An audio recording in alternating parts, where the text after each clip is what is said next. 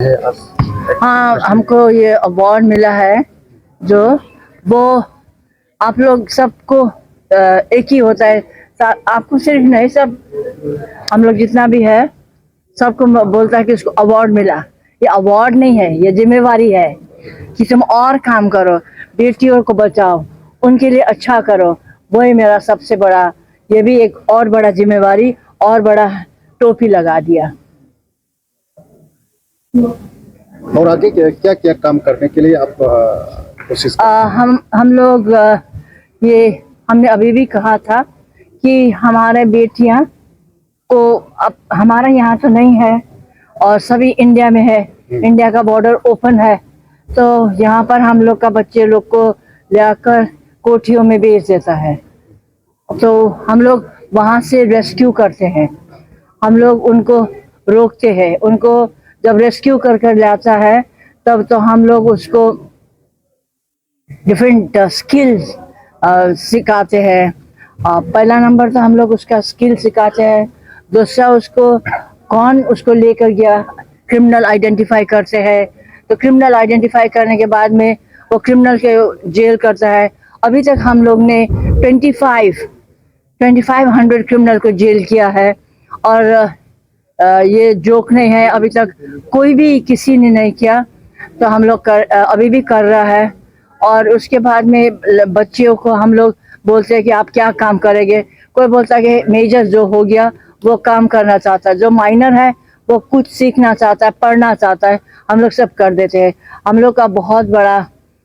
Space है, school है, training centres है, प्रिवेंशन होम्स है। सो इसी में हम लोग रखते हैं। आप क्या अपील करना चाहेंगे? इंडिया में ऐसा हो रहा है, ट्रैफिकिंग केस बहुत ज्यादा होता है।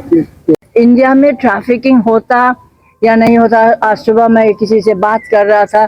तो मुझे पता चला कि यहाँ से भी, बोरो से भी बहुत बच्चियाँ ट्रैफिक होता है। तो हमको एक ही बात बोलना है, अभी भी मेरा भाषण में बोला कि बेटियाँ हमारा शान है, they are our pride, we should take them, we should educate them, we should, gender disparity नहीं होना चाहिए। यही मेरा सबसे बड़ा बात है। बड'फा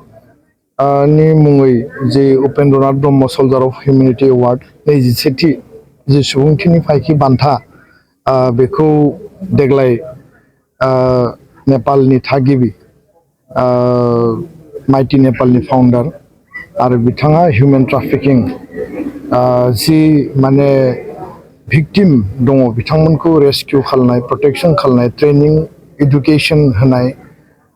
बे बिथिङाव मैखोमै खामानि मावनाय इन्डिया, बांलादेश आरो श्रीलंका, जेराव जेराव नेपालनिफ्राय जोंनि हिन्जावसाफोरखौ बा उन्दै हिन्जावसा गथ'फोरखौ लांनानै बिथांमोनखौ ब्रथेलाव बा प्रस्टिटिउसनाव इनभल्भ खालामनाय जायो इलिगेलि,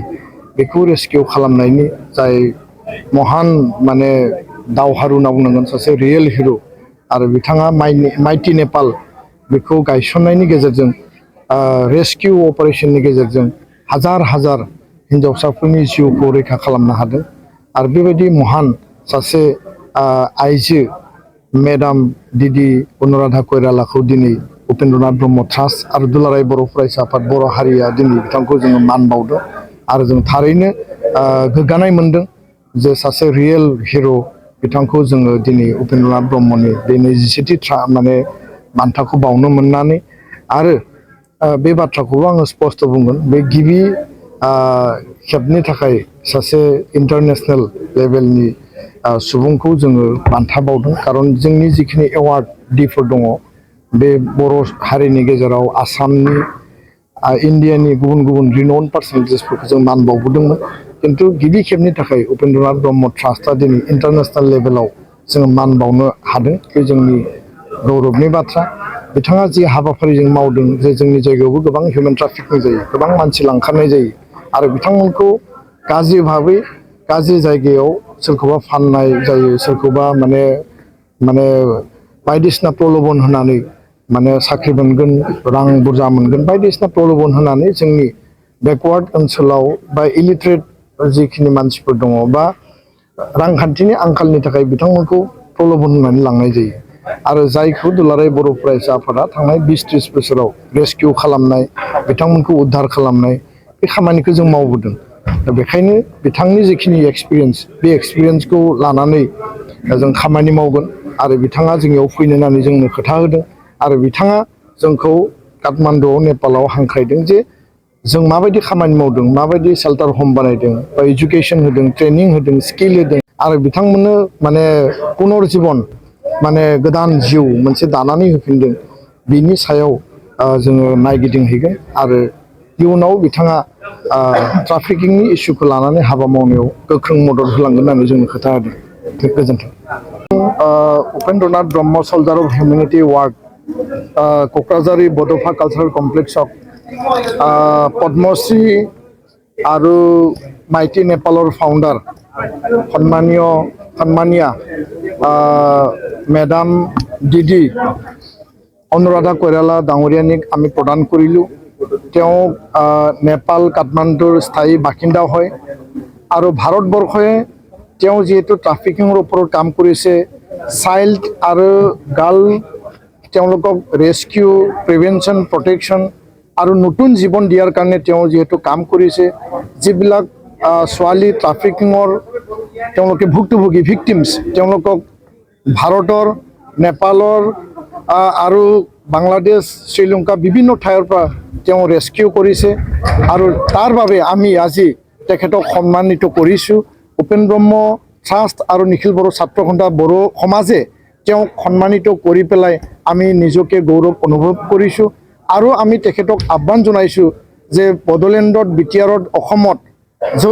যোনটো পিছপৰা অঞ্চলত য'ত নেকি হিউমেন ট্ৰাফিকিং চলি আছে নিখিল বড়ো ছাত্ৰ সন্থা তাৰ ওপৰত কাম কৰি আছোঁ সেই অঞ্চলবিলাকত কাম কৰাত তেখেতে আমাক সহায় কৰিম বুলি আশ্বাস দিছে আৰু তেখেতে কি পদ্ধতিৰে কি প্ৰক্ৰিয়াৰে সেই বৃহৎ এটা ইনিচিয়েটিভ অতি সাহসেৰে তেওঁ কাম সম্পন্ন কৰিছে বা তাত ছাকচেছফুল হৈছে সেই কামখিনি আমি নেপালত কাঠমাণ্ডুত বা ইণ্ডো নেপাল বৰ্ডাৰিং এৰিয়াত যাই পেলাই আমি চাবৰ কাৰণে আমি তেওঁলোকৰ আলোচনা কৰিছোঁ আৰু ভৱিষ্যতে তেখেতে কৰা কামৰ প্ৰতি আমি যিখিনি অভিজ্ঞতা লৈ পেলাই আমাৰ অঞ্চলৰ কাৰণে আমি কাম কৰি যাম সেই কথাকে মই কৈছোঁ আৰু উপেন ব্ৰহ্ম ট্ৰাষ্ট আৰু এফচু আমি আজি নিজকে ধন্য মানিছোঁ যে মহান এগৰাকী যোদ্ধা এগৰাকী ব্যক্তিক আমি সেই সন্মান দিব পৰা বা সন্মান আমি তেওঁক অৰ্পণ কৰিব পৰাৰ কাৰণে আমি নিজকে ধন্যবাদ মানিছোঁ ধন্যবাদ